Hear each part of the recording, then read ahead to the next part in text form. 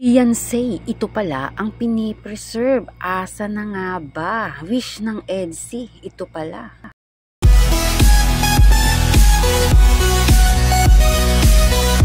Ano nga ba ang pinipreserve ni Fiancé at ano nga ba ang wish ng EDSI? Kumusta po mga kalingap? Muling nagbabalik ang inyong lingkod, mini vlog, naghahatid ng update tungkol sa mga kalingap. Kung bago ka pa lang sa aking channel, mag-subscribe na at huwag kalimutang mag-like para lagi kayong updated sa aking mga videos.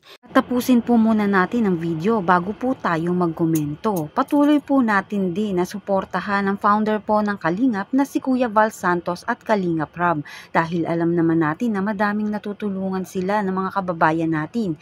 Araw-araw po natin na suportahan at panoorin ang kanilang mga videos. Bago tayo sa topic natin, dito po muna tayo mga kalingap. Talagang nagpapakita na, nag-show na nga po ng kanya nga pong feelings. Ito nga pong si Fiancé ayon nga kay Kalingap Rab.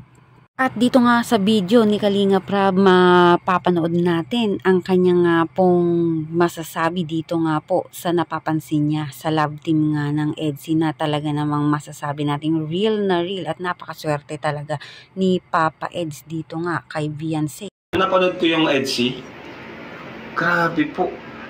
Si Fiancé, ngayon ko lang siya nakitang ganon na napaka-showy na niya sa kanyang nararamdaman. At sa Eds naman, showy na rin naman, pero mas ano si Fiancé, kumbaga talagang proud na proud si Fiancé po.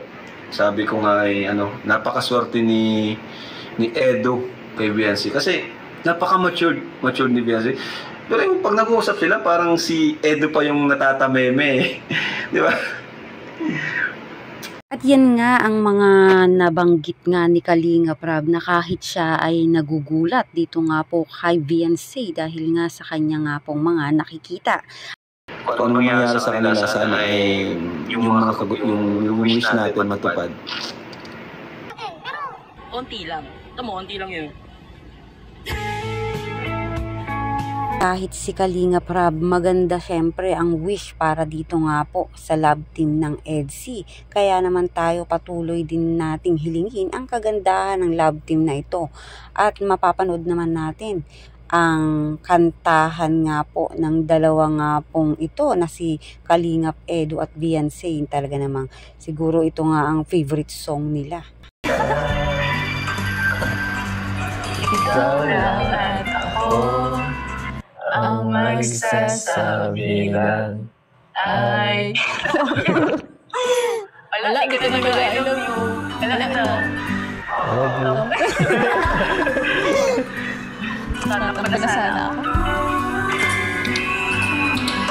Kapatay ko na? Ayaw ko na. Araw-araw maghihintay, hawak lamang ang sinabi mong makakahal muli ako. Tama na sa akin ang minsan, binigay mo ng pag-asa, basta't mahal kita. Mahalin kita.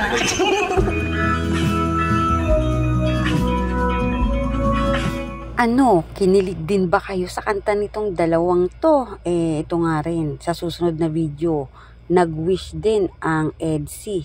Sana nga daw ay ito. Panoorin natin ang video. Yan. Sana hindi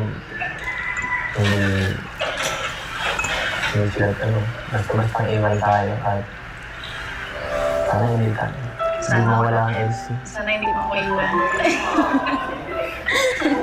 Hindi iwan. Iwan mo ako. Iwan nila ako. Hindi man ganun. Kahit iwan ka nila, ay matitira pa naman. Hanggang kasi Kalingap Rab, Kuya Val, Kalingap Edo, siyempre.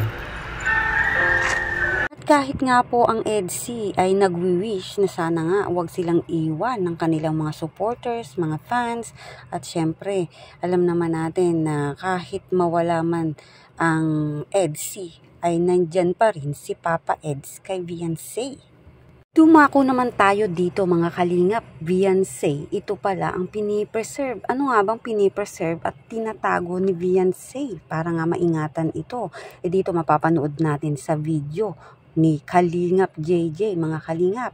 Ay ito nga daw sing-sing ay tinatago at pinipreserve ni Beyonce. Sobra nga po niyang iniingatan ang sing-sing na ito at ginagamit lang sa mga importanteng bagay.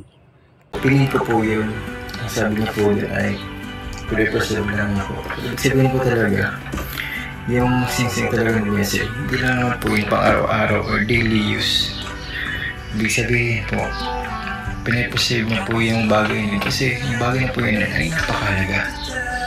Siyempre, sino ba nagbigay sa kanya yun? Mahalagang tao sa kanya.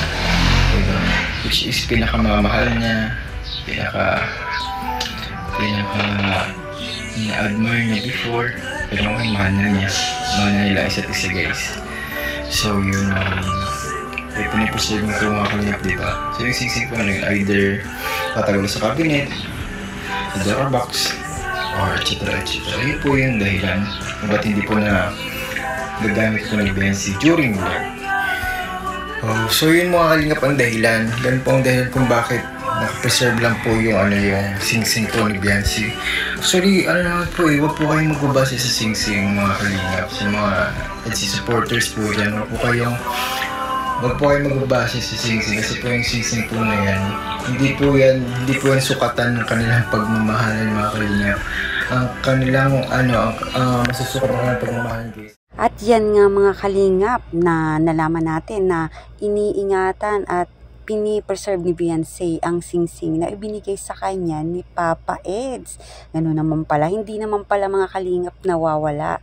At yan nga, hindi naman talaga natin mapapatunayan ng dahil lang sa sing-sing napapatunayan mo ng mahal mo ang isang tao. Dito nga sa mga pag-vlog nga po nila Kalingap JJ ay makikita nga daw na talaga namang solid ang EDSI, na real talaga ang EDSI, na sila nga mismo hindi na tinuturuan kung ano nga magiging script nito dahil sila na mismo ang gumagawa, kaya talaga minsan hindi pa nga daw yan naririnig nila Kalingap JJ at pabulong pa lang, maririnig na lang kapag yan nga po ay na pinapanood na nila.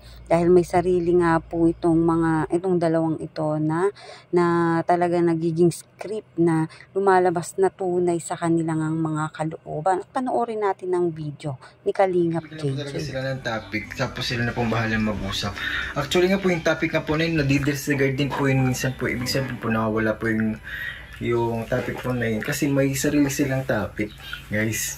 Actually, yung usapan po nila sa vlog, hindi po namin yan nadidinig, guys. Kasi po ang boses po nila talaga, puro bulong. Ang hina ng boses nila talaga actually. Naririnig na lang po talaga namin kapag premiere,